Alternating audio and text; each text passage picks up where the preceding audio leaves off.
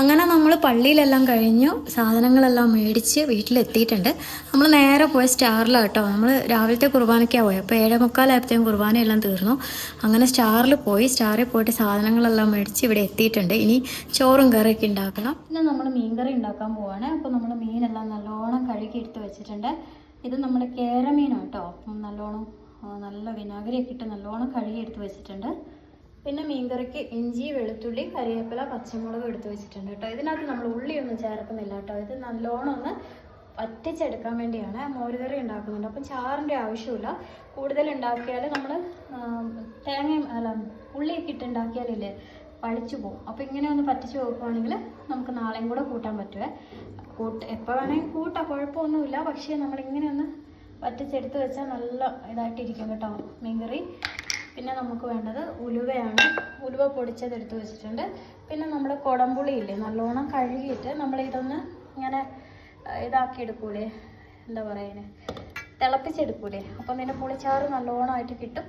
പുളിയും കൂടി ഇട്ട് കൊടുക്കാം കേട്ടോ. അതിൻ്റെ പുളി കൂടുതലാണെങ്കിൽ നമുക്ക് എടുത്ത് മാറ്റുകയും ചെയ്യാം. അപ്പോൾ നമ്മുടെ ചട്ടി ഇവിടെ ചൂടായി വരുന്നുണ്ട്. ചട്ടിയിൽ എണ്ണ ഒഴിച്ച് കഴിഞ്ഞാൽ ഭയങ്കര പുകയാട്ടോ. പിന്നെ ഈ പരിസരത്ത് നിൽക്കാൻ പറ്റില്ല. ഉള്ള ചട്ടിയെല്ലാം പൊട്ടിയും പോയി.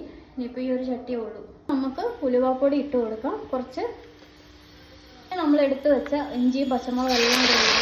ഇത് നന്നായി വഴന്ന് വന്നിട്ടുണ്ട്. ഞാൻ കുറച്ച് ഉപ്പും കൂടെ ഇട്ടിട്ടുണ്ട്. പിന്നെ നമുക്ക് പൊടികളെല്ലാം കൂടെ ഇതിനകത്ത് ചേർത്ത് നല്ലോണം ഒന്ന് പച്ചമണം മാറുന്ന വരെ വഴറ്റി കൊടുക്കാം. 2 മുളക് പൊടി ഉണ്ട് കേട്ടോ. കാശ്മീരിയും എരിവുള്ള മുളക് പൊടി, മഞ്ഞൾപ്പൊടിയാണ്. ഇത് നമുക്ക് ഇട്ട് കൊടുക്കാം.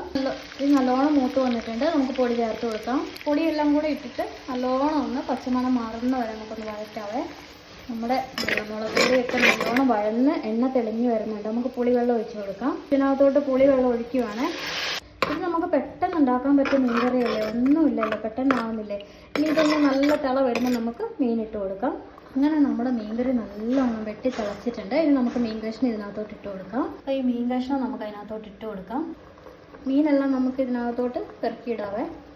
അപ്പോൾ നമ്മൾ മീനെല്ലാം ഇട്ടിട്ടുണ്ട്. ഇനി ഇതൊന്ന് നല്ലോണം ഒന്ന് തിളച്ച് വറ്റി വരട്ടെ. കുറച്ച് വേവുള്ള മീനാട്ടോ. അപ്പോൾ നമ്മൾ ഇത്രയും ചാറ് നമുക്ക്. അങ്ങനെ നമ്മുടെ ഇടിവെട്ട മീൻകറിയൊക്കെ ഇവിടെ റെഡിയായ. ചട്ടി കുറച്ച് ഭയങ്കര വലുപ്പം. മീൻകറി ആയി വന്നപ്പോൾ എന്താ പറയുക, ചട്ടിയിൽ കാണാൻ പോലും ഇല്ല കേട്ടോ. ചെറിയ ചട്ടിയായിരുന്നേ, അതെങ്ങനെയോ പൊട്ടിപ്പോയി.